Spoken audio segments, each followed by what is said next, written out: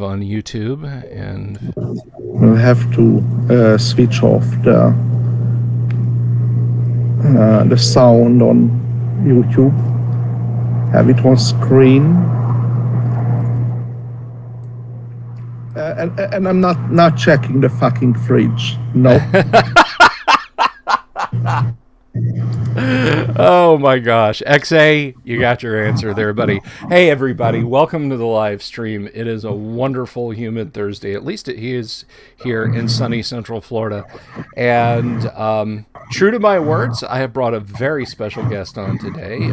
He's an absolutely swell guy. If you do anything where you color outside the lines of kick in the door of the 10 by 10 room, kill the orcs, take the chest full of 100 gold and move on, it is thanks to today's guest.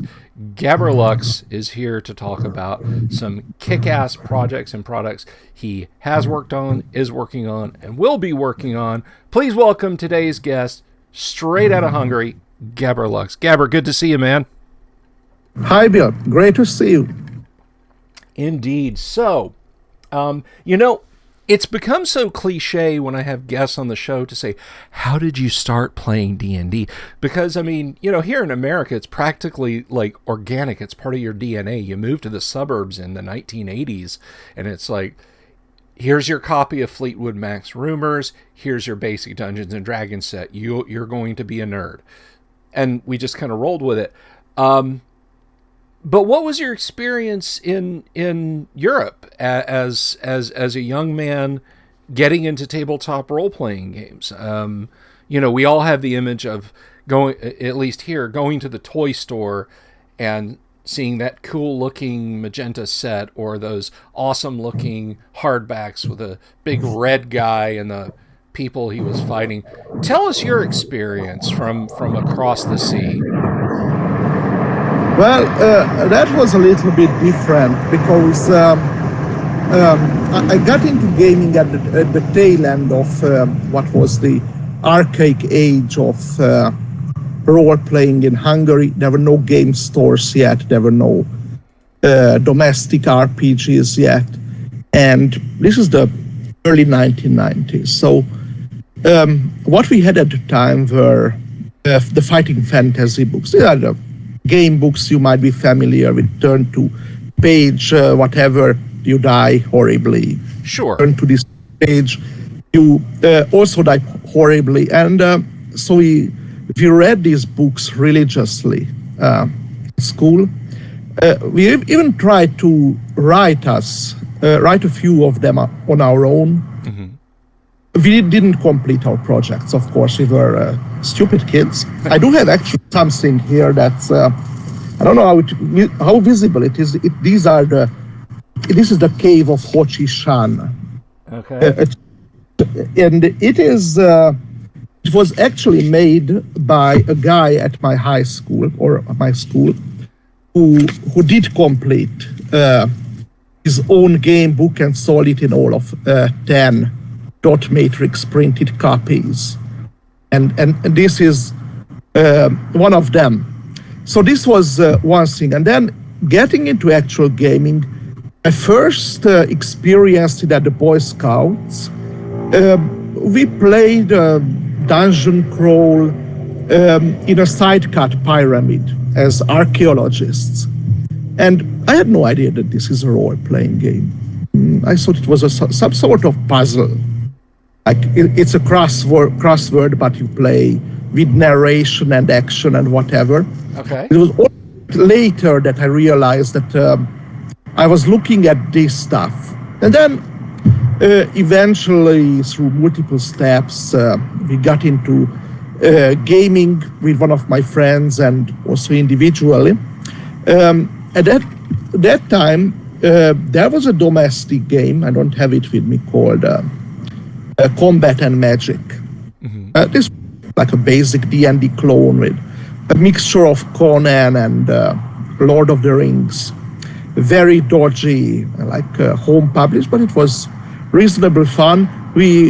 My first game was something like we went to a mine inhabited by orcs, and my human fighter got killed in one of the first few rooms I was like, wow, I need to play this. A glorious Yeah, then we moved on to the dominant game at the time, which was AD&D. AD&D, and that period, it was a very interesting time that some people had their rule books, but a lot of people had these printouts and home translations. It even says Advanced Dragons and Dungeons.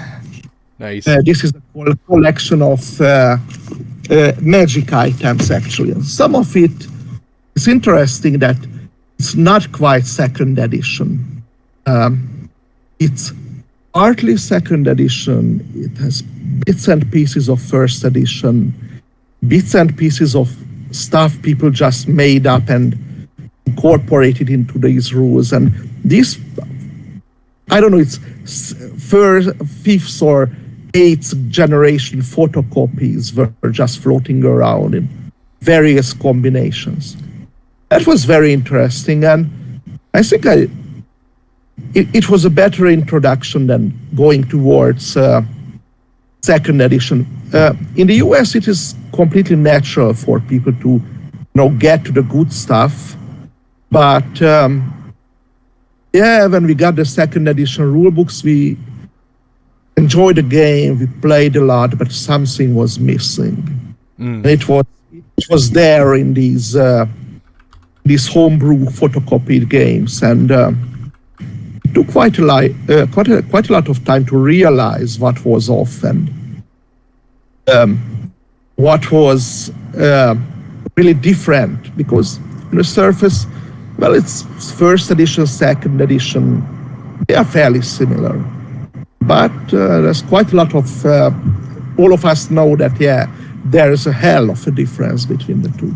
Yeah, true. There's, and I was talking about this a little bit yesterday, or the last time when we were talking about the Assassin and its complete removal, its total deletion from first edition AD&D when they transitioned into second edition. You could feel that massive tonal shift in how D&D was being presented. It went from, Fritz Leiber and Michael Moorcock and even J.R.R. Tolkien over to, this kind of dime store fantasy romance. Best quest fantasy kind of stuff. There was something interesting as well, that there was a Hungarian novel series called the Chaos books. Mm-hmm. They were pulp fantasy based on some guy's AD&D campaign. And it was full of this questionable stuff like half-orcs, evil half-orc clerics as player characters, assassins and demon princes, and all kinds of role-playing mischief. Wonderful, wonderful stuff.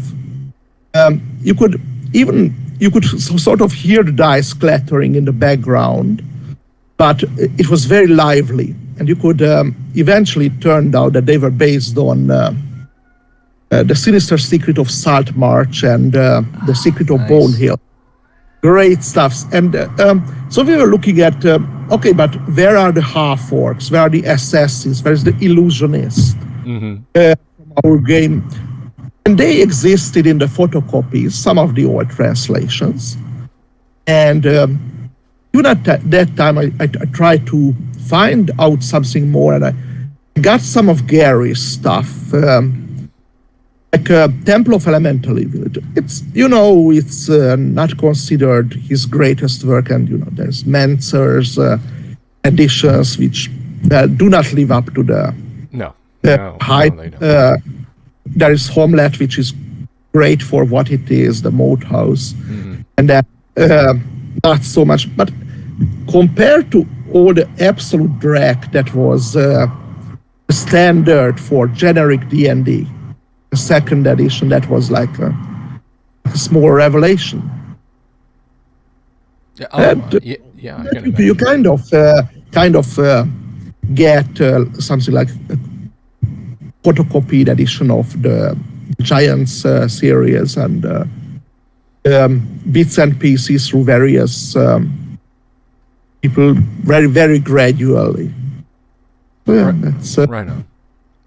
So another question I've been dying to ask, and I think a lot of viewers and listeners might be interested too. Now, I'm an old beard, you know. I was born in 1970. I'm not gonna be so crass as to make any guesses about your age, but 10 years younger, exactly. I'm sorry. Exactly 10 years younger. Exactly 10 years younger. Okay. So 1980. Okay. So, and if this doesn't really, because you know it would be only 11 years later that the Iron Curtain fell.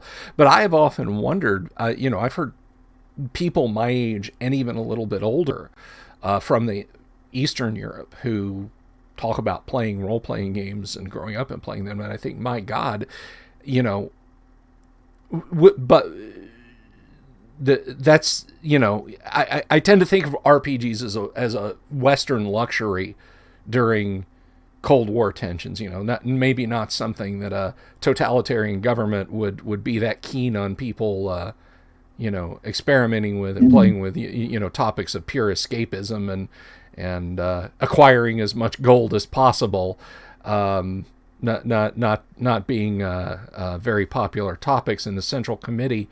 Was when you were a kid, obviously, again, the Iron Curtain effectively falling by 89, 90, 91, but early on, was there a sense of, you know, okay, we got to kind of keep this on the down low, or by the time you got into RPGs, was that no longer even a concern?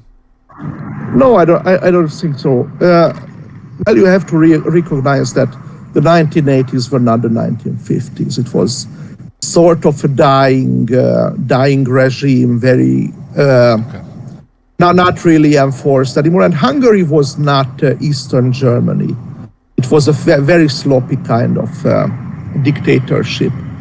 So there were role players, and I think, like, people were very much into science fiction.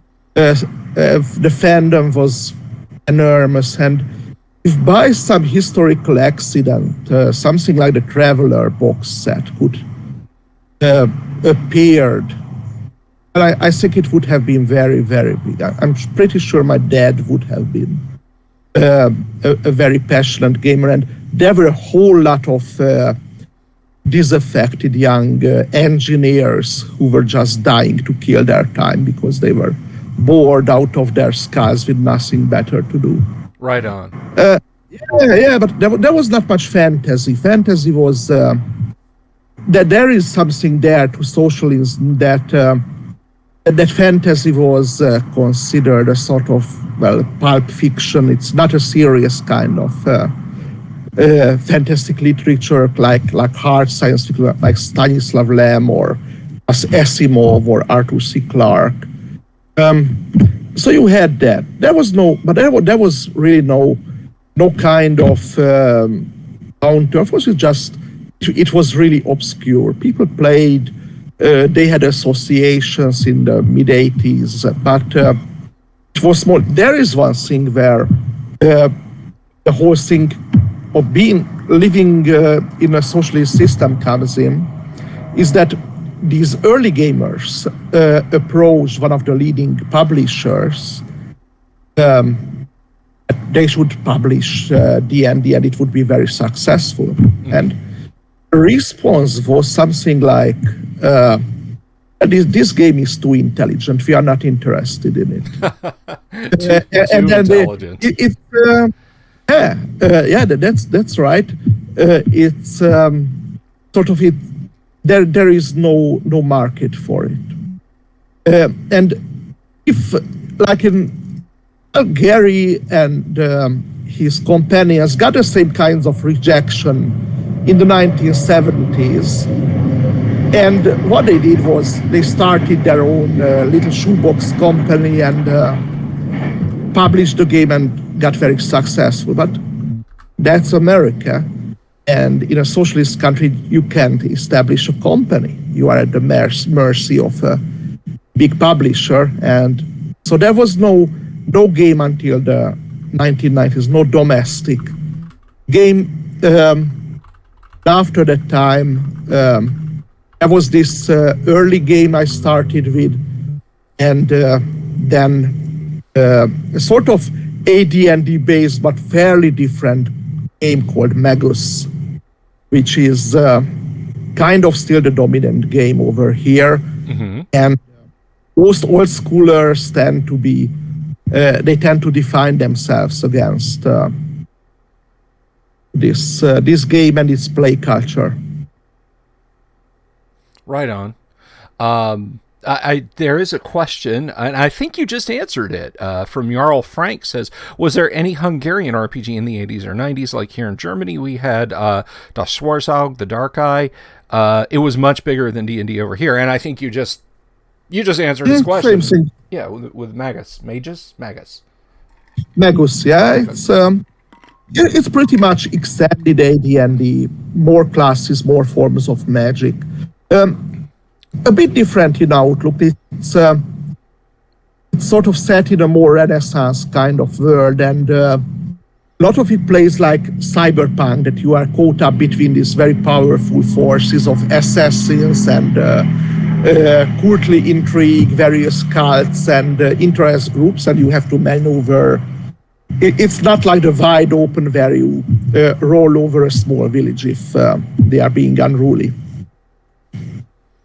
Right on.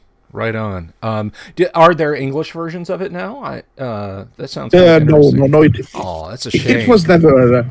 It's fairly interesting in its original version, and then it sort of degenerated into this story realism kind of school that sort of gaming got it in the 1990s all over the world,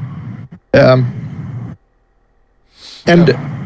You see that as words and metaplots become more elaborate, I'm just seeing that people play less and less. It's no longer action, it's just navel gazing and theory crafting. Well, that brings us to a great point there, because, I don't exaggerate, folks, when I say that this guy right here is definitely a mover and a shaker when it comes to creating stuff you want to play if you're playing games, whether you're doing a rule set with an old school feel, but maybe it's kind of a new thing, or whether you're breaking out your Freedy cover Dungeon Master's Guide, your Demon Idol players, and looking for something that's now but fits right in with it. Are your projects and your products, man. You stepped up to the plate as a rookie and just drove one out across the fence, man. Talk about getting started yourself in, and I hate to use these three letters together like this. You know why I hate it, but I think you'll understand where I'm coming from. Talk to us about getting started in the OSR. Oh, God. Yeah, the three-letter word, yeah. Yeah. Well, I think every game master or dungeon master really wants to publish something. And I got the idea from the Judges Guild booklets. Well, I was mainly active in the Necromancer games community, 3rd edition rules, 1st edition feel. I played quite a lot of their adventures, and then I got this agreement republishing Judges Guild. I discovered the products, and I said, "Wow, this is something. This is the kind of thing that speaks to me. It's not overdone. It comes from actual play, and it's just sheer solid utilities. Is small things. It's not overdone. The art is made by family members and friends of friends. And okay, so I said I want to make something like that. I did publish a module in Hungarian in 2003. Yep, in print.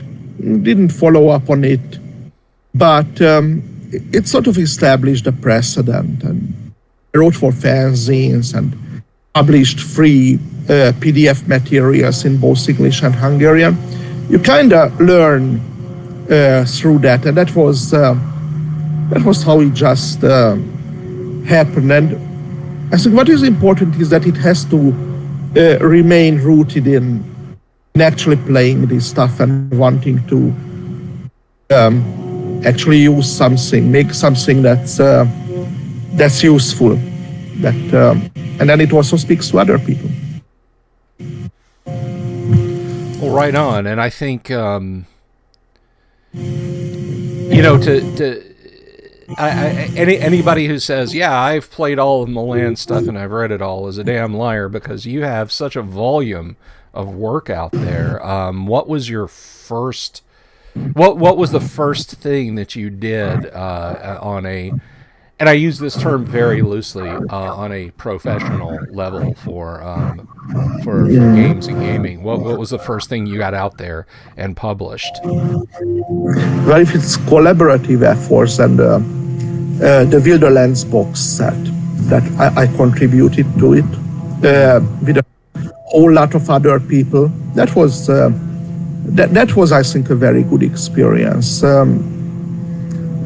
We were all very passionate about this world. I love Greyhawk, but I love the Wilderlands. This is really just my favorite setting of all times.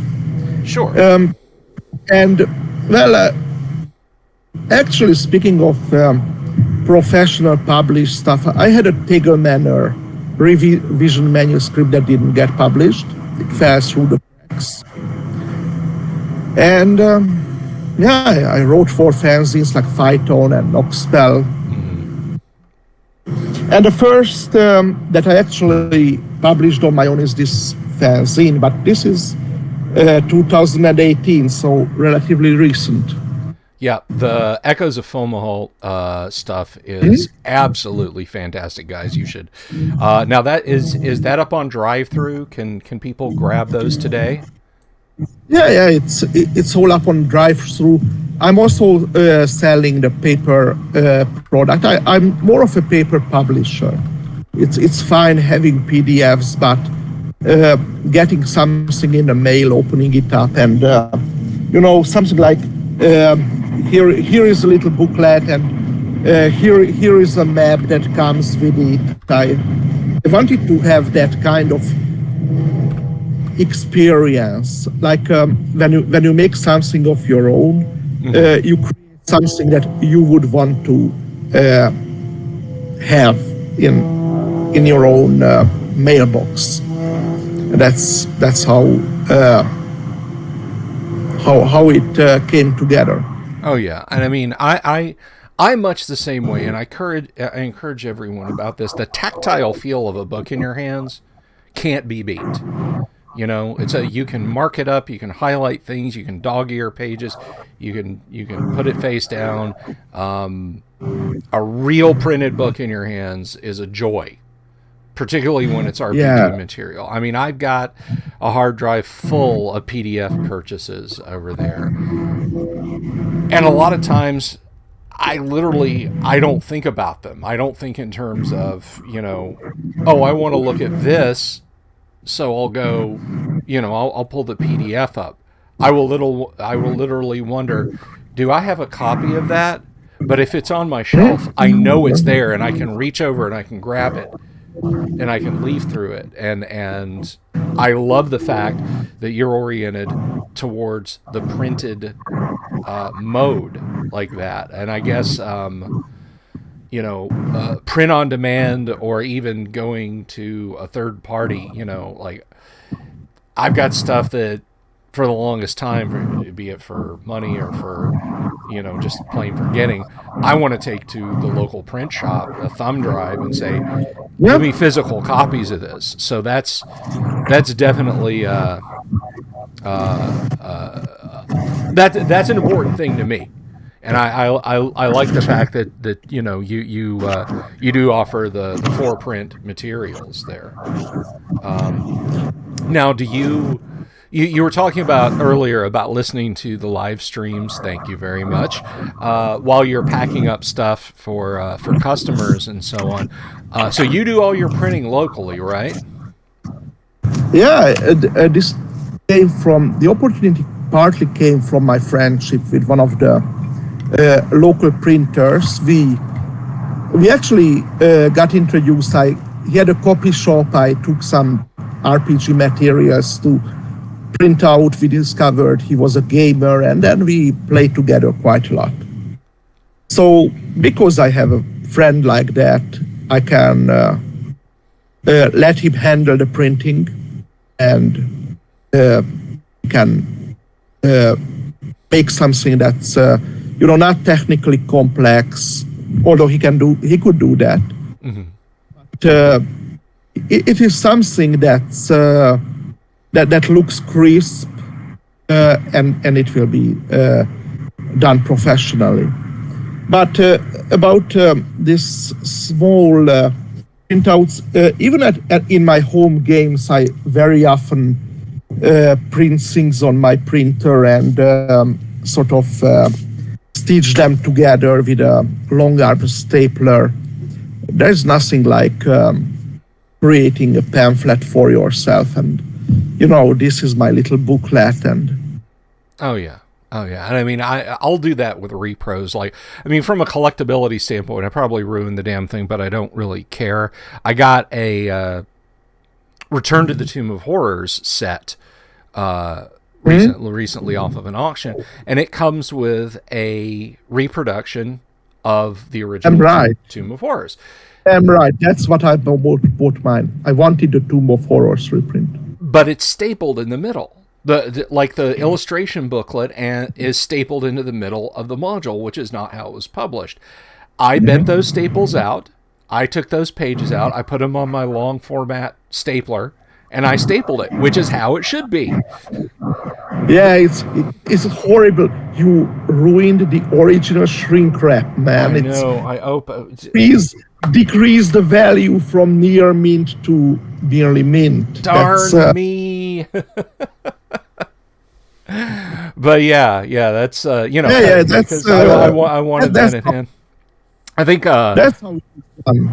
I think Jarl Frank is taking the piss here a little bit. He threw a question at you. Considering you called your publishing gig the first Hungarian D20 Society, is there also a second Hungarian D20 Society?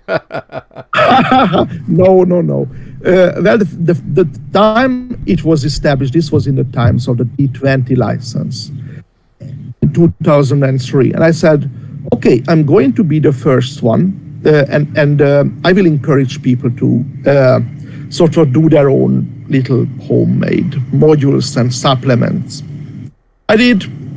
My module sold its 80 this print run.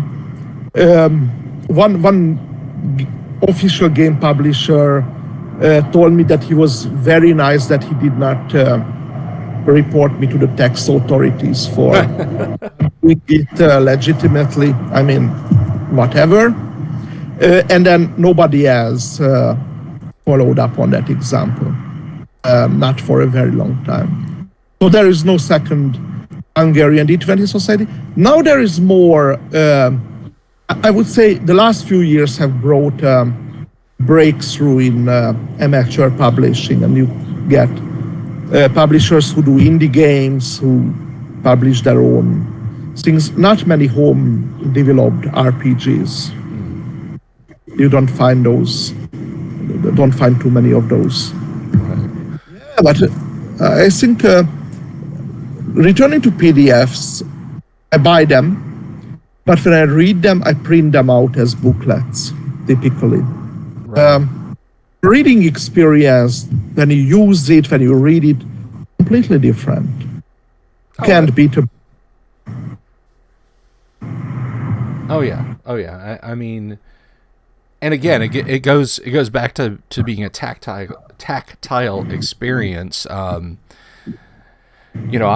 got my co-host on Wednesday night, Kyle, he has created his own pen and paper action combat RPG called Conflict. It's a hell of a lot of fun, and I say this not just to you, but to anyone who's listening and hasn't heard me talk about it. Conflict is a great modern shooty RPG. You can do small unit actions and so forth with it, and it's got enough role play stuff in it to sustain role play. But every time he's done a major rule update on it, he has sent me via US Lulu printing updates, like physical copies, and I love that. Like, he could just email me a PDF, and in fact, he's sent me PDFs on Google Drive, but he sends me a physical copy. Why? Because I can take it to the park when I walk my dog and sit there and read it. And not have to hope the Wi-Fi on the phone is good or whatever. You can read them on the train, read them on a bench or cafe or wherever. That's a big advantage. Oh yeah.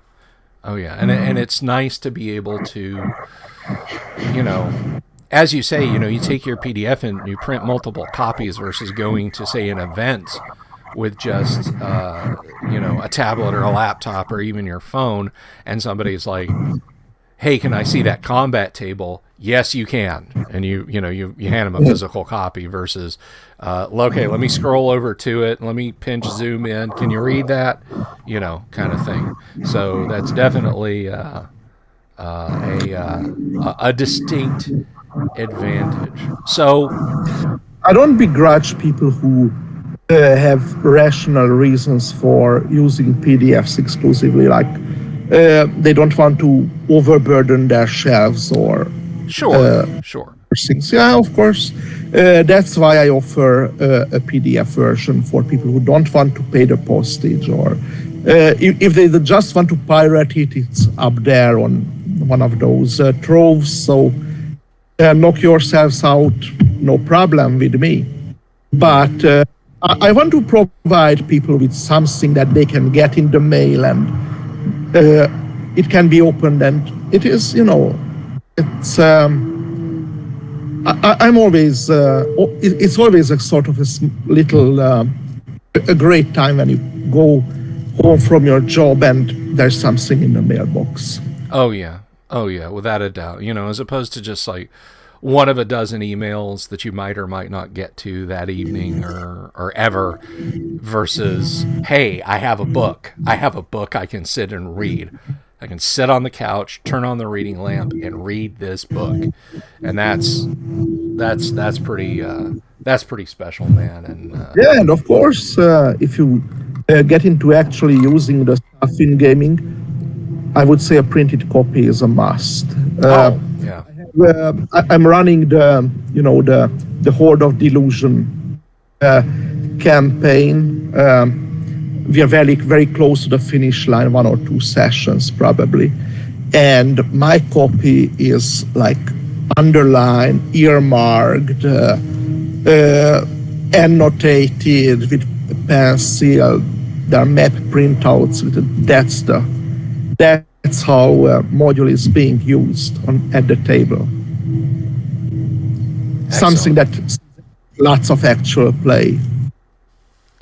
Excellent, man. Then you're doing it right, as they say. But then you don't need me to tell you that. So, I'm not even going to attempt to pronounce this guy's name. I'll try. Narathzal Aranthiel says, getting mail from Gabor is like Christmas coming early. Oh, that's nice. Nice, thanks. Yeah. When your memory is starting to go like mine is, it's the same way with Amazon orders. Oh, who bought me these miniatures and paints? Oh, I did. Thank you, me. But yeah, no, it is great getting stuff physically. Now, so Fomahat is, of course, a zine. Is that all your content, or do you take in freelance pieces too? You mean freelance submissions? Freelance submissions, yeah. Well, I do have a mission. It's pretty limited.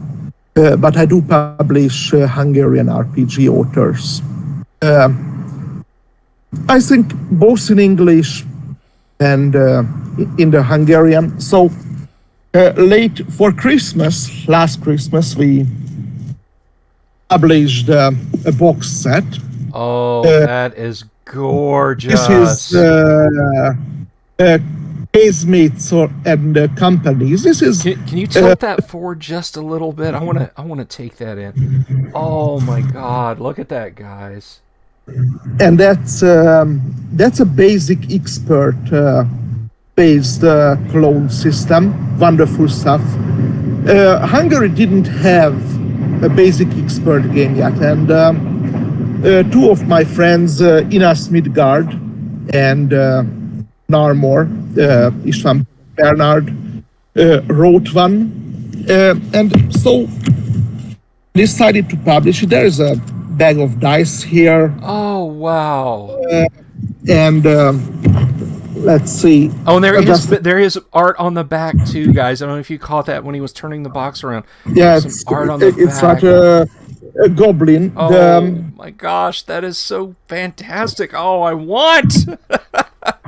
The illustration is by one of the co-authors' bride, actually. So. Oh, nice. There's a map and reference sheets, character sheets, and these two booklets for the rules.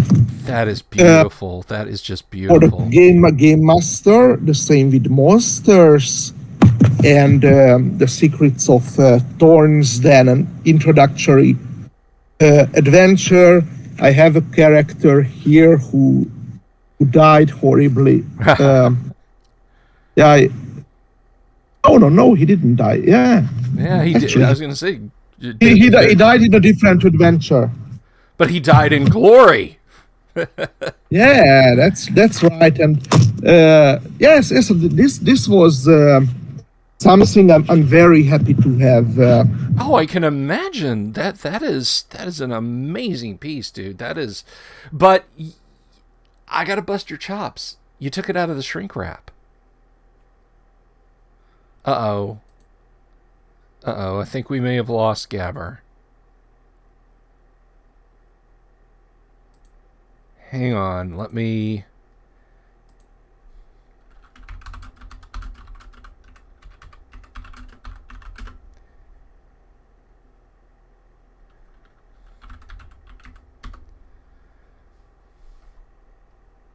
His set was too awesome for the internet. It was just too awesome. The internet could not contain the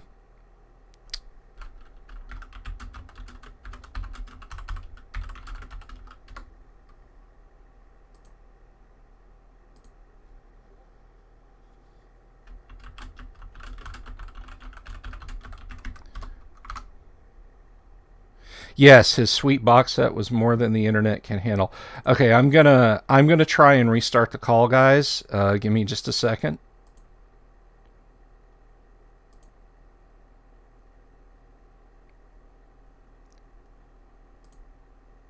Pop that out. Go back to grid. And hopefully you guys have still got me. Yeah, so I'm good.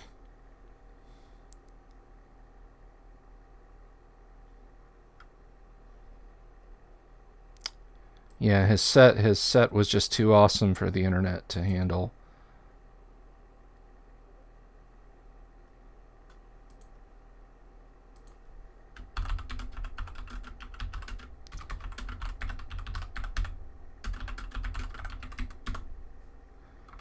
All right, so Gabor's gonna try and reconnect to the call. Okay. There you are. We can see you now. That's awesome. We are back. Yeah. We were opining that your set was so awesome that the internet couldn't contain it. Oh wow! You like Ark of the Covenant? Yeah, exactly. You know, it's beautiful. Friday connection. Yes, as I said, this is a small publication. We printed 120 copies, and and people are introducing their kids to it. So if that happens, I'm completely happy. That is bigger than just it being a lovely print box set. The fact that is being used as a launch pad for getting kids playing D&D, I think that is fantastic, and that is the way it should be done. Now I did ask for anyone who's out there and curious. Gabor gave me a sneak peek. I didn't know it was that damn beautiful, guys. I honestly didn't, but seeing it, I'm just like enraptured. That's a limited thing. That's unfortunately we can't have that, but you have other cool stuff that you're working on that's in the pipeline right now, though, right? Right now, I'm just beyond publishing Helvetia, my historical fantasy game, and we can talk about that. Well, let's talk about that. Someone mentioned it. After that, right now I'm going back to smaller stuff for a while, because this game took 5 years to get into the English edition. Oh. Well, with breaks. This is Peter Mullen's artwork here on the cover. Peter is, I think he's the greatest, really the greatest, and he makes something for you. It is like it's a little Christmas every time. Yeah. Now that it is done after 5 years, it's like now you have to do smaller things, because it was a lot of time, a lot of work, a lot of worry, but it is finally completed. That's great, and that is that one is available here. People can get that, right? Yeah, that's right. It's available as the box set and as the standalone hardcover. The box set has the hardcover, so of course my heart would be with the box, but of course it's everyone's choice. It comes with a deck of cards. This is a game mechanic that you can play cards with the devil to scheme and get infernal assistance at a price. Of course, it has a folder of character sheets and several maps, a calendar, because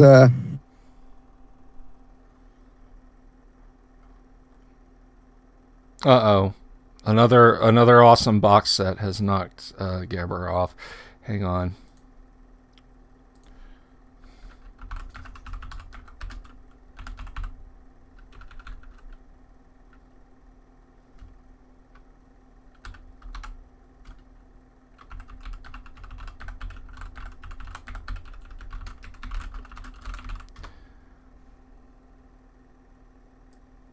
So I messaged him, and hopefully he'll be popping out and popping back in.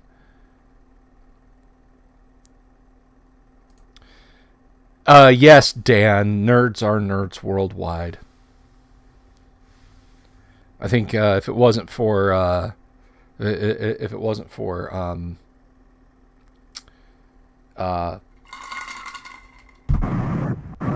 there we go. Adam just said you have the man simply wields too much homemade RPG power. Oh my gosh, he teleported away. Well, we'll go ahead and interview the trees then. Trees, how are you doing? I thought you'd been eaten by an ent. You came back and it was just trees. I thought you had been eaten by an ent. Trees, yeah. Sorry about that. Something with my connection with my smartphone. So where were we? We were talking about the box set, and you were kind of stepping down towards smaller projects after having just gotten that out. Yeah. So Then here in the box set we have I mentioned the cards, yeah. Yes, and you just said talked about playing cards with the devil. Ooh, maybe that was what happened. Yeah, and that's a possibility. It's infernal intervention. Then a calendar for the strict time records that have to be kept, and several maps. Stone Giant did a wonderful player's map for Sean Stone is an extraordinary. Sean's work is absolutely breathtaking, and this is one of his greatest maps. I've seen, and then you have the breakdown, the hex maps, like Wilderlands style maps for both the game master and for the players. With the players have white spots on them, and they can fill it out on their own. This is one of the things Judges Guild did, and then sort of dropped off from the hobby. But I think it's so great. This whole hex scroll concept is something that it wasn't part of the way we were doing games when we started out. But when I first found it, it was like, damn, this is smart. This is so good. I always want to run my wilderness adventures like this. So yeah, then we have a module in the set. This is the description of 2 mountain cantons, a lot of X-Dex descriptions, and a collection of adventures. And finally the rule book, which is illustrated by artists from the 19th century and the 16th, 17th century. So it's a period artwork. Nice. And it's a sort of game to play like these brigands and stagecoaches kind of stories, the Three Musketeers. It's a different adventurous tradition, but something that you will feel right at home in. I mean, it's still based on D&D. It does not want to replace D&D. This is important. AD&D already exists. It's good. So why reinvent the wheel? This is trying something different. So it does experiment with the rules, but you will find the classes. You will find spell memorization in a slightly different way, but it is there. Random encounters and game master procedures. I think it will not appeal to everyone because, well, even lightweight historical gaming is a niche. But for the people who get it, I think they will like it. We have been playing it a lot. And I have characters who have grown up to 6th level and retired to manage a band of bandits and freedom fighters, or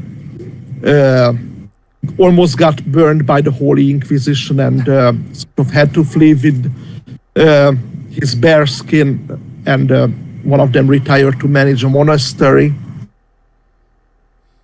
Right now I'm playing a Spanish Bravo with very, very few hit points, so somebody who gets into trouble but can't sort of back it up with strength. So that kind of experience. It's a game about troublemakers and people who scoundrels, tricksters, and all the people who are on the road in this late 1600s Europe with fantastic elements like the Grimm Brothers stuff. That's great. That's great, man. One could hypothetically go for like a three hearts and three lions kind of feel with it, yeah? Yeah, something similar, or Baron von Münchhausen stories, Good probably. stuff. Yeah, and I mentioned Dumas, his stories, but when the cover says picaresque fantasy role playing, and that is a picaresque, and then you realize that this is basically stuff like Fritz Leiber and Jack Vance. Those are picaresque stories. And they started in the 15 and 1600s in Spain and Germany.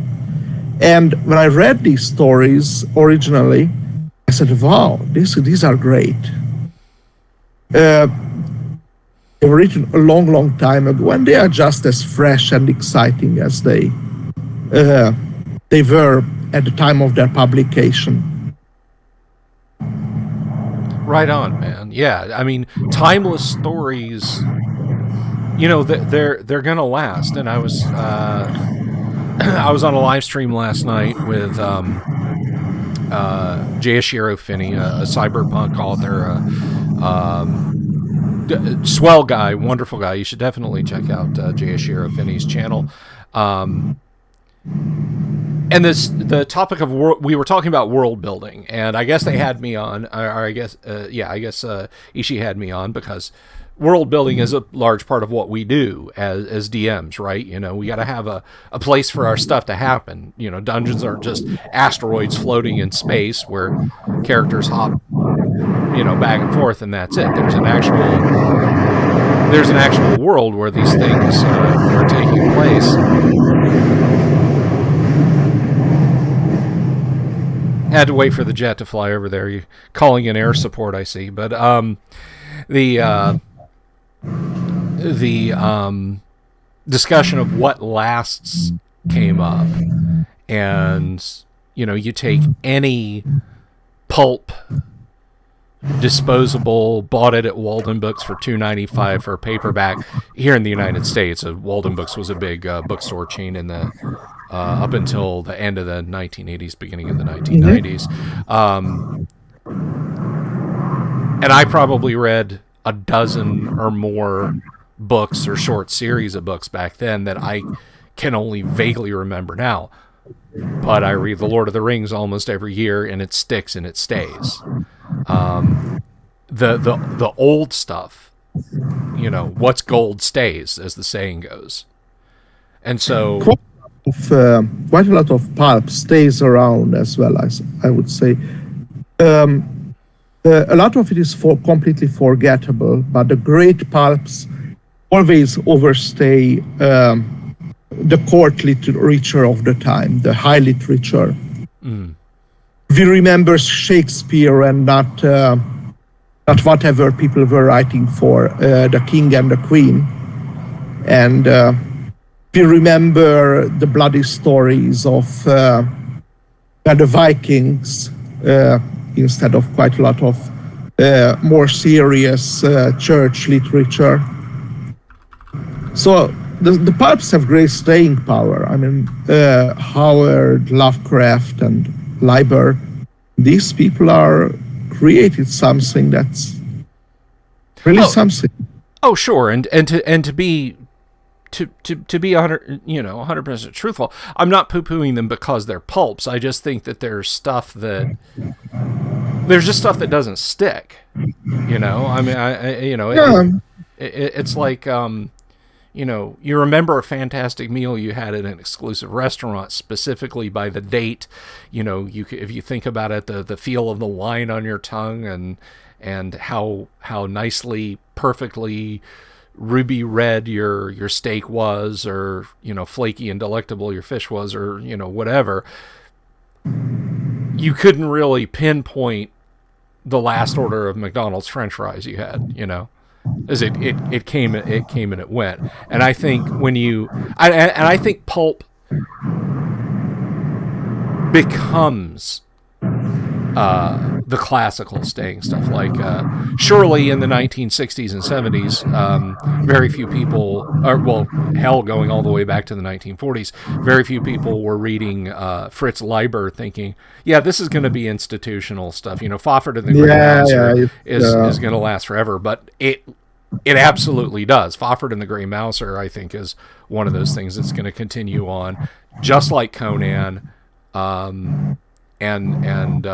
just like those elements. And it's speaking to us so many years later, because they have something that's universal. Yeah, and I mean, in Fafhrd and Grey Mouser, it's very much a guy's fantasy, because it was Harry Otto Fisher and Fritz Leiber going out drinking in post-war Los Angeles and getting into bar brawls and saying, what if monsters came out of that alley and attacked us? And then, Fritz went home and started typing that. So, Fafhrd and Grey Mouser started from pub crawls in 1940s Los Angeles, and it lasts because it's those real experiences. Pretty much it reads like the way a good AD&D campaign would read, like if it was novelized by somebody who is competent. They make these stupid decisions, they get very hardly beaten at times, and then they recover, recoup, and start moving again. That's fascinating stuff, yeah. Oh, yeah. I think honest pulp literature is really great. I really appreciate it. And becoming classics, it's like, I don't think people like Gary set out to make a classical system with AD&D, but it has staying power. It's you have so many new additions, maybe they give you something, but if you go back to the idle cover Player's Handbook, or the Ifrit cover Dungeon Master's Guide, and read it, and this is there. Yep. And I think it's the fact that you look at something like Stranger Things. So the entire focus of Stranger Things, the linchpin that holds that show together, is first edition Advanced Dungeons and Dragons. The whole structure of the show, and it's more than I want to get into, because I want to talk to you, not do a doctoral thesis on Stranger Things for everybody live, but they certainly could have found something else to focus on, and it would have been just as entertaining. But the fact that they do focus on D&D, the Duffer Brothers said, well, we're going to talk about D&D. Oh, do we want to, third edition and set this in the late 90s? No, it's AD&D. Everybody knows that. Yeah. Everybody knows that. And when you have that kind of staying power, it's simply amazing. And, staying power comes from presentation. And when you've got something like, and I'm going to murder the title, I'm so sorry, Helvetia? Did I get it? Helvetia, like Switzerland in Latin. Oh, okay, Helvetia. Something that's that tactile and has that much bulk and relies on, as you say, historical fantasy.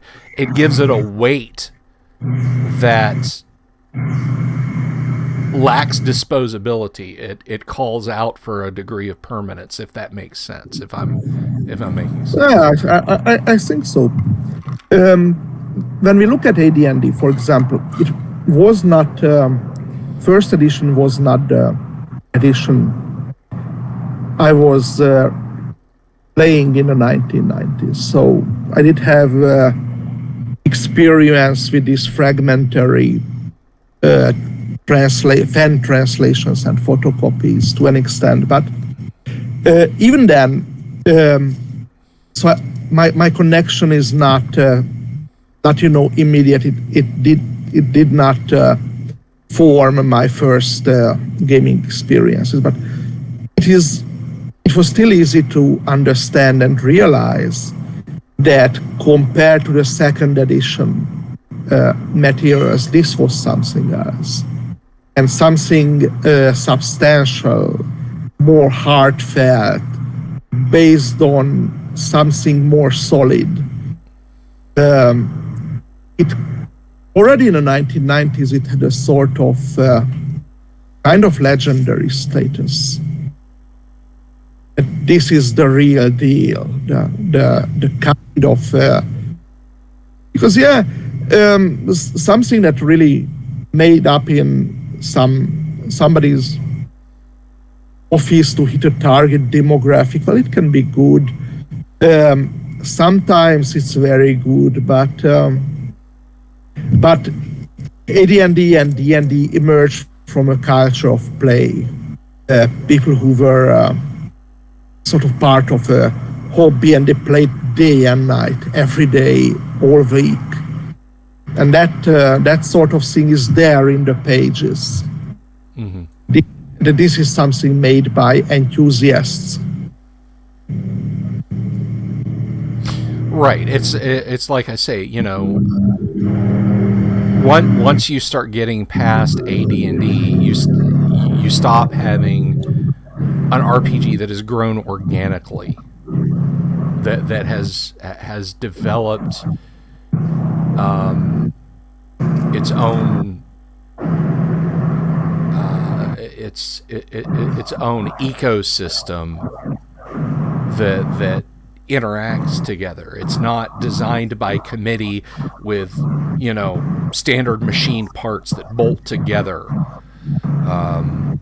And I think that approach that you take with Fomalhaut, and I can't wait to dig in to Helvetia to see more of that on display. I think that really is the best thing about the OSR, is that approach. It's not emulating a production line, all the parts fit together nice and tightly, and this could just be published by, Wizards of the Coast or whoever, but an organic feel, a small press. Almost, if I dare say, you have an approach that is very punk rock like with your take on things, and I hope you'll take that as the compliment it's meant to be. I will take it as a compliment.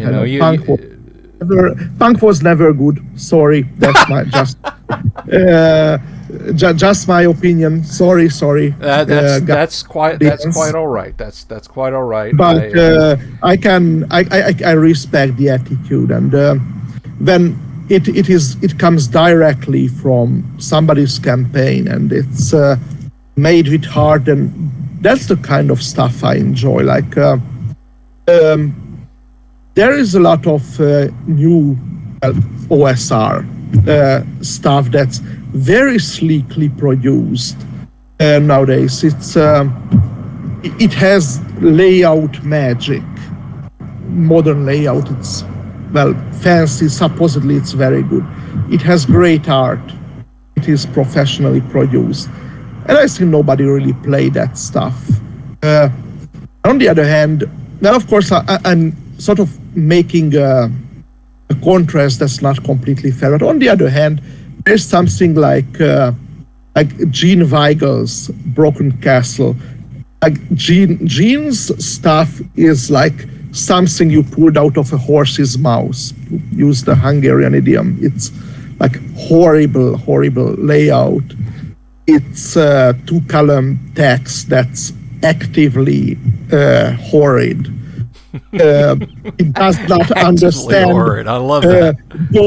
Bolding or italics. And man, he gets it. It's concentrated Gygaxian if-somness. And wow, that hits. That hits real hard. It's something there.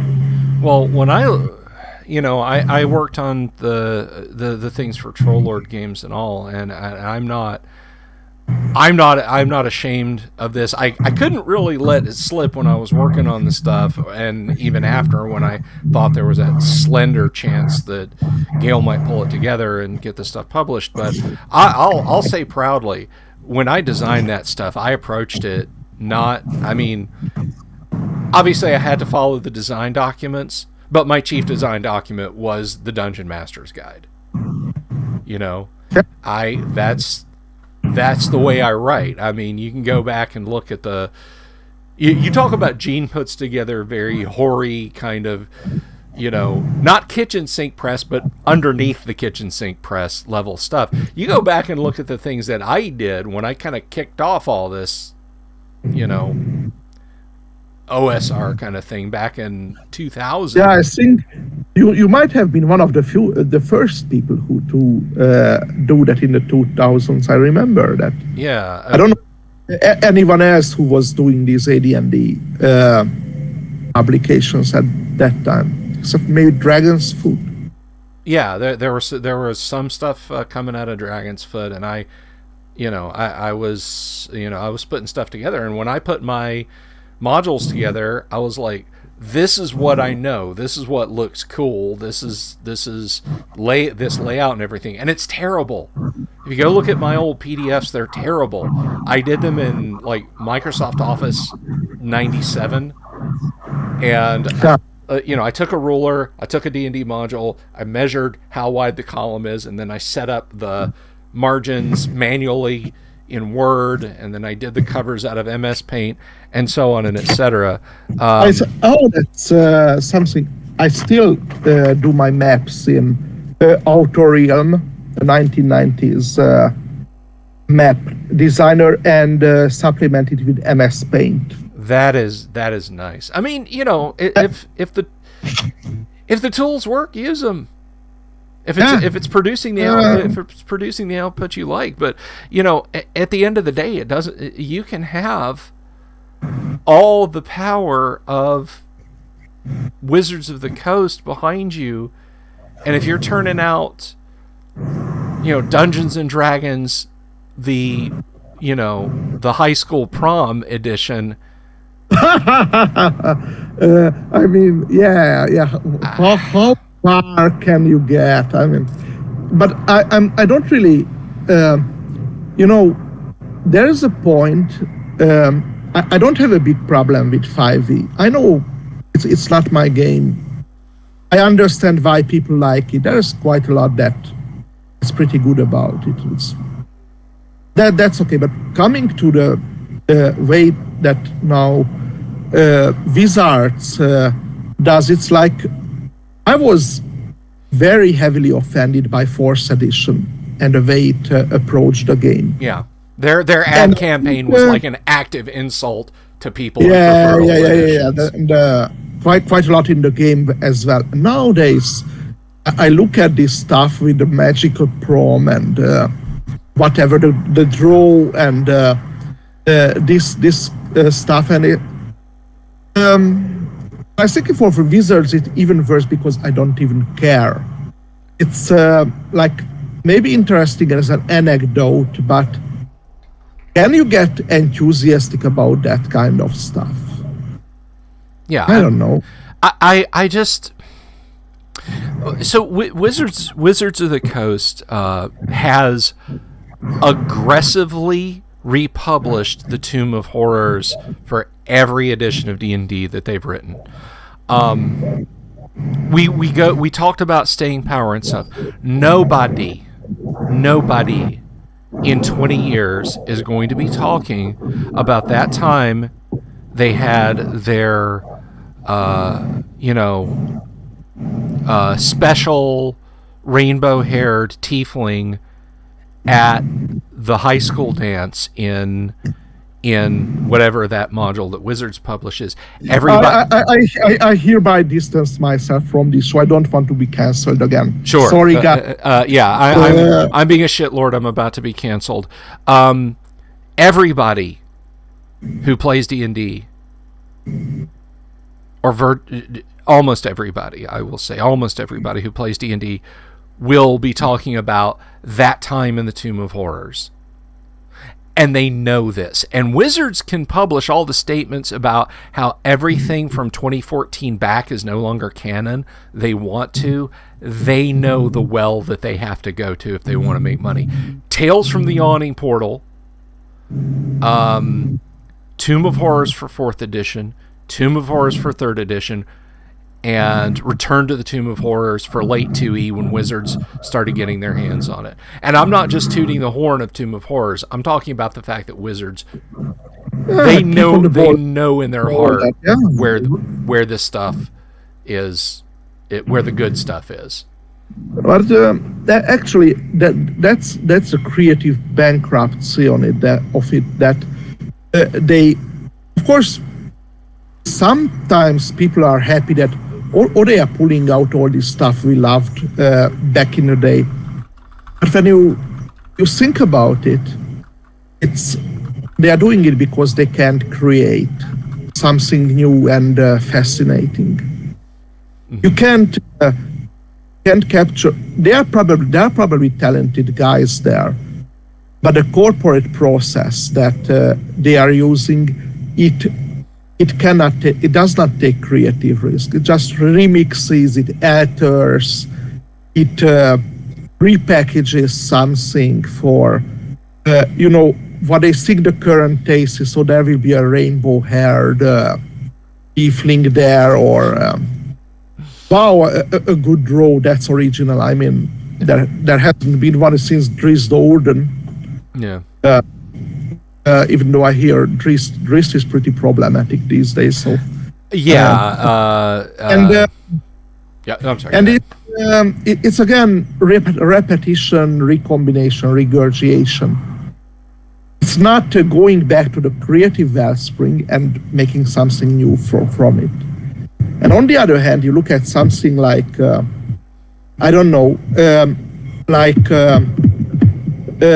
one example, Demon Spore from Nightmare, Matt Finch. It's very clearly based on the D series. Same creative underpinning. Yet it has energy and originality. Even though one part of it is like it's like the Kuotoa shrine, but with frog people. Mm-hmm. And that's the picture. But it has a soul, and it feels fresh and original, even though it is inspired by the ocean. That's the difference. Yeah, that's what it comes down to is energy and enthusiasm versus wrote by the numbers. I mean, I'm struggling with writer's block right now, but when I do write, I try not just to turn the same things over and over again in my own ideas. I approach things with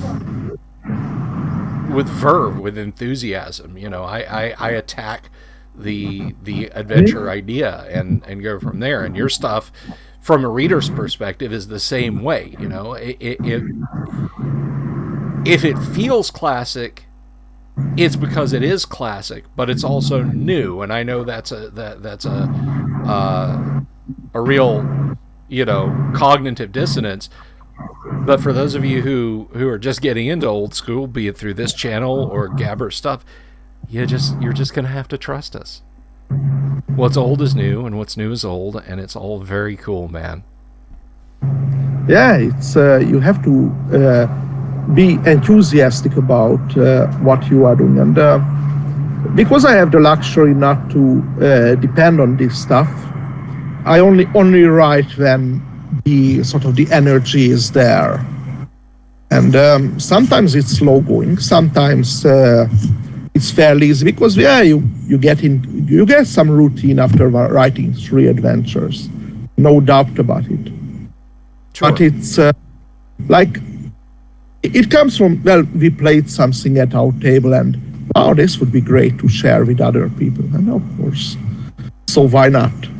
And as long as you have that kind of perspective, it's going in a good direction. something. I do review stuff, and I always note at the end whether playtester credits have been added or included, because that's the core of it. And if you don't play what you write, then I'm sorry, you are a hack. You don't deserve to get your stuff published, even in an amateur capacity.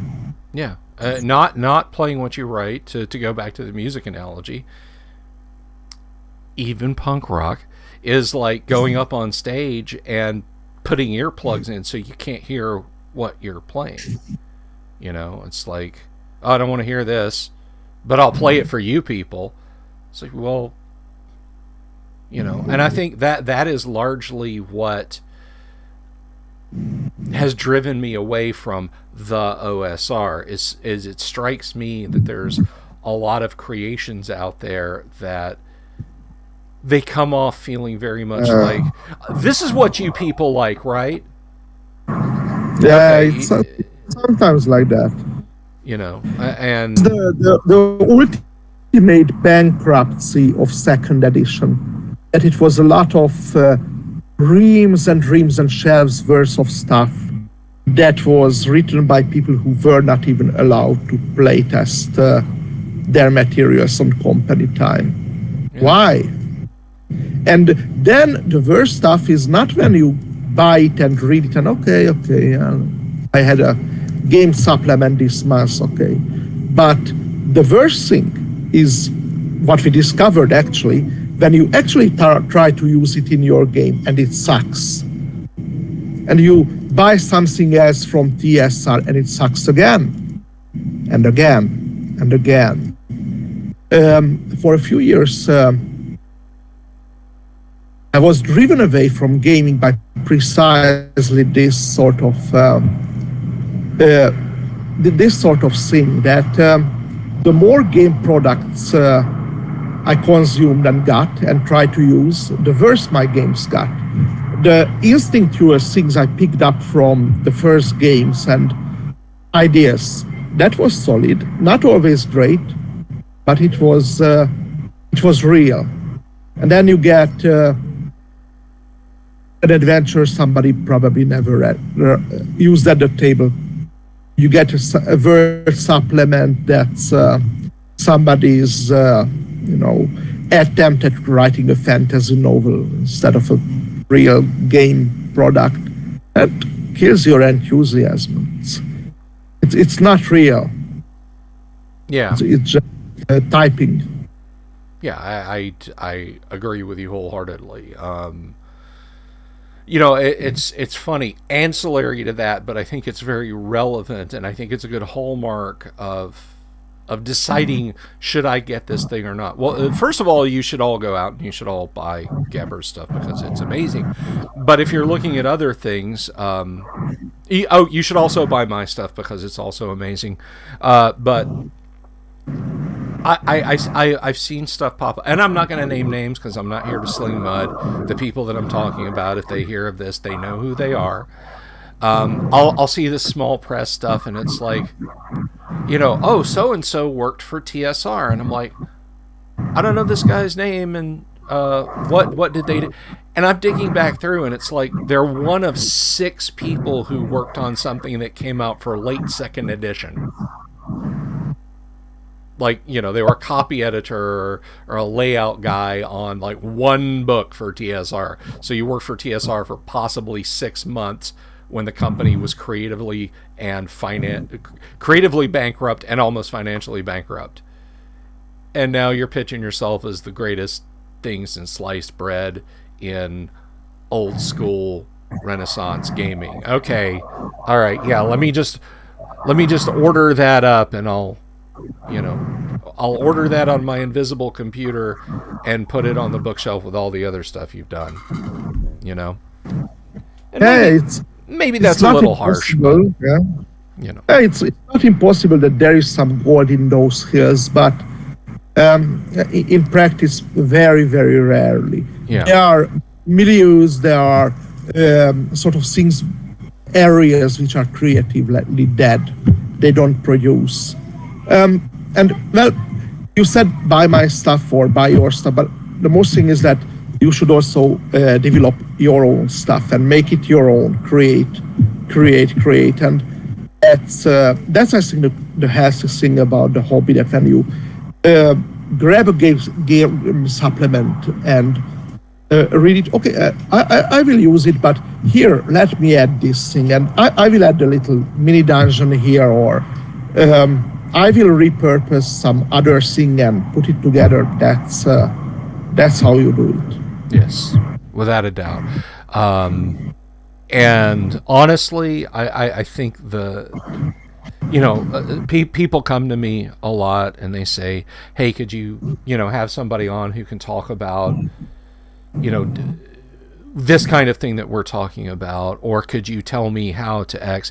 And I think you kind of hit the keystone of it there, Gabor. Do it yourself. Absolutely do it yourself. Yes, get good stuff. Get stuff that's going to appeal to you. But at the end of the day, you've got to be willing to say, okay, everybody knows the Caves of Chaos. Everybody in the world knows Keep on the Borderlands. So what do I do to make it new? Well, you get in there with, virtually speaking, wait for the chat to go over. That's a train. Oh, a train. Okay.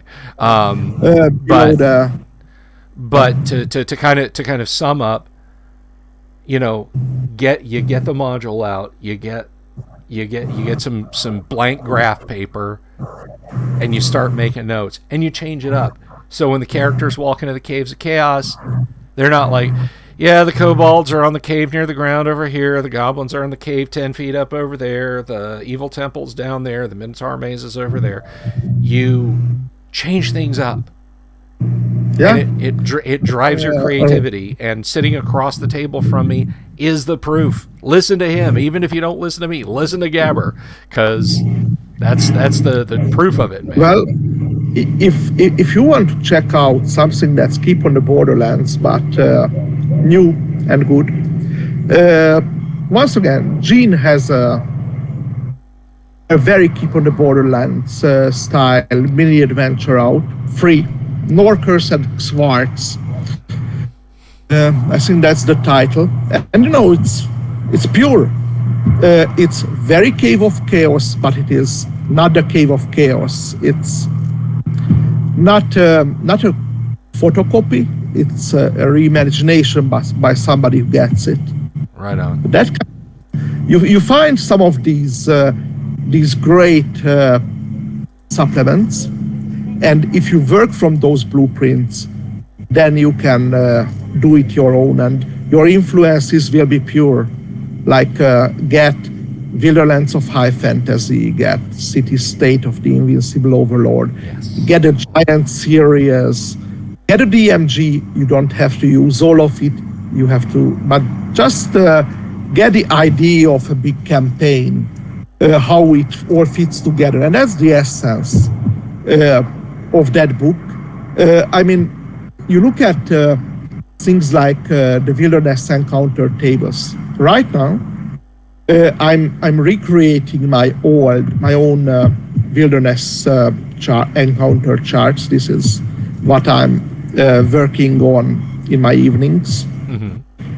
I did some 15 years ago, and now it is time to add things and revise things a little bit, and they are based on those great tables in the back of the DMG, and you look at it. Nice. Those tables are your setting. Mm-hmm. Just like that, because in practical terms, your characters move through the wilderness, and they are going to be beating 120 dervishes and 14 trolls and 234 goblins. And then a giant eagle and, a beholder in the swamp if they are very, very, very unlucky, or the Catobla pass that. And the lesson is, it is a brutal world out there. Stick to the training dungeons for the beginning, because that's the AD&D setting. Those sets of tables tell you everything. The book full of small stuff or big stuff like that. You won't use all of it, but you will get so much stuff out of it that's going to last. Yep. I had this talk yesterday privately with Paul Stormberg. His wife was joking about seeing him reading the Dungeon Master's Guide, and she's like, I've read hundreds of books, thousands of books since we got married. Are you ever going to finish reading that thing? And I said, we kind of laughed, and I said, Paul, you look her dead in the eye and you tell her, no, I am never going to finish reading the Dungeon Master's Guide. It is not a book that you finish. It is a wellspring that you go back to over and over again, and it leads to awesome creativity. It's like one of the evergreens that there's books or movies you go back to every 5 years or something, and every time it's something different. Mm-hmm. Like Jack Vance or even Howard stories. Leigh Brackett is one of my favorites in this respect. I always reread her, and every time it's something different, and every time it's something refreshing. And that ultimately can be just the best thing to fire one's imagination, man, for sure. So I definitely want to save some stuff for another visit, but you folks need to check out. I'm gonna copy these links and paste them one more time in the YouTube chat. Oh, thank you very much, Facebook, for adding your crap onto that. I just want to get the dang link. Go to Drive-Thru RPG. Get Echoes from Fomalhaut. That is awesome. Go to hang on a second. Go and get yourself this awesome game set. And someone was mentioning it's $60. This is gorgeous. It's worth it. It's worth every penny. You're not going to open it up. It's expensive. I know postage is expensive. Unfortunately, this is the reality. But this is a box set that's the biggest box set I could even produce. It's with the packaging material. It is just under 2 kilograms. The post does not deliver anything above that weight. Without a very, very heavy surcharge, we made it as big as possible. Yeah, you're getting what you're paying for. You're not getting 2 books, a map, and a catalog of other crap you can buy. Guys, this is the Big Mama Jama. You should absolutely check this out. Okay, this is tooting my own horn. This is a game we played for years and years and years. And I think that kind of shows it's meant for playing, really. So that's the best thing I can say about everything I have written. It has been played, and it has been played a lot. Yes. And I think we have a parting question from Paul Beckleda here. He says, please. Any chance of seeing Helvetica distributed stateside through Exalted Funeral or the like? Well, it's I would welcome offers at distributing it. You can get some copies from Black Blade Publishing. There's it is available in the UK. I think it will be available in Germany in some form. So yeah, if there is somebody who would carry it, yep. Let me just have a quick gander. I will. Let's see. Well, I will hunt that up and put it in the description. I'm sure Gabor probably wants to get in out of the heat, and I need to tend to a few things around here. So listen, man, it was absolutely a gas having you on here. You're coming back. You'll be back. I will. We can get into stuff like the nitty gritty of play or whatever. That is we're gonna like I said, I knew that there would be things that if we tried to cover today, this would be like a 5-hour live stream. So we'll get you back and we'll talk about play styles and whether or not you use miniature like all red-blooded free-thinking people should, and so on and I used to.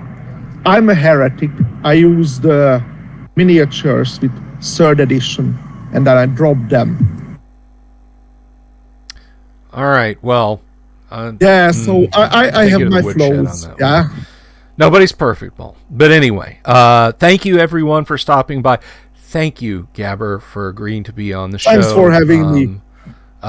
It was an absolute stone groove. Guys, check out his stuff. I'm going to put those links in the description, so if you're watching this and for whatever reason YouTube is not putting the chat back in place, click on the links. Go get yourself a Helvetica box set, or at least check out Echoes from Fomalhaut. Get print copies because they feel good and they're awesome for all the reasons that we talked about at the beginning. I am going to go and have a day, and I want you guys to go have an awesome day too. We are currently sitting, just real quick. Gabor, if I run a virtual con, you going to come and play? Yeah, why not? All right, excellent, man. So we are almost. There are time zone issues that we can work around it. Sure. We are at 749, I think 745, something like that. So we are drawing ever closer to hitting that 1,000 subscriber goal. Tell your friends, click subscribe, click the bell icon, give me a thumbs up, leave comments on the videos. All that stuff helps YouTube recognize that, hey, I actually do create videos. So